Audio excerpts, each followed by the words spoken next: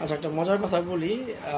গত মাসে অকটেনের দাম ছিল ১২২ টাকা, আর এলপিজির দাম ছিল তখন প্রায় ৬১ টাকা।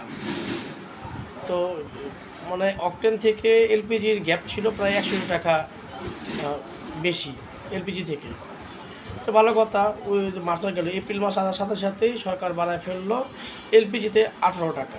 তো এলপিজির দাম গিয়ে দাঁড়াইলো ৭৯ টাকা। তখন অক্টের দাম হচ্ছে ১২০ টাকা। তখন ধারণা করছি যে এটাকে তো আবার সরকার ব্যালেন্স করবে, হয়তো একটু সময় নেবে বা একটা গেম টেম খেলে একটু নাটক করে আবার দাম বাড়াবে। ঠিক ১ মাসও লাগে নাই, এই যে আজকে ১৯ তারিখ, আজকে থেকে আবার করা হয়েছে অকটেনকে ১৪০ টাকা।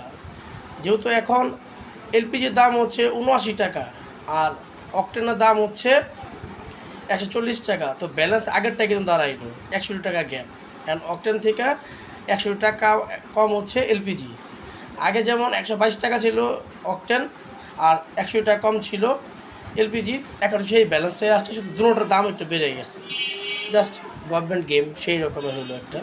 যদিও বাংলাদেশে এলপিজি আমদানির কোনো ঝামেলা কিন্তু ছিল না। এলপিজি বাংলাদেশ যেসব দেশ থেকে আমদানি করে সেই রুটে কিন্তু ইরানে কোনো ঝামেলা নাই, তারপর সরকার ১৮ টাকা বাড়ায় ফেলছে। এটা আসলে কেমন গেম ছিল এটা জানি না, তবে আসলে এটা কেন করছে এটা সরকার সেই ভালো বুঝে। তখন আমার ধারণা ছিল যখন যেহেতু ১৮ টাকা বাড়াইছে, তার মানে অকটেনও কিছুদিন পরে দাম বাড়ায় ওটা ৬১ টাকা ব্যালেন্স করবে, মানে যতই হোক ৬১ টাকা গ্যাপ থাকবে এলপিজি থেকে অকটেনে। ধন্যবাদ, আশা করি বুঝতে পারছেন গেমটা।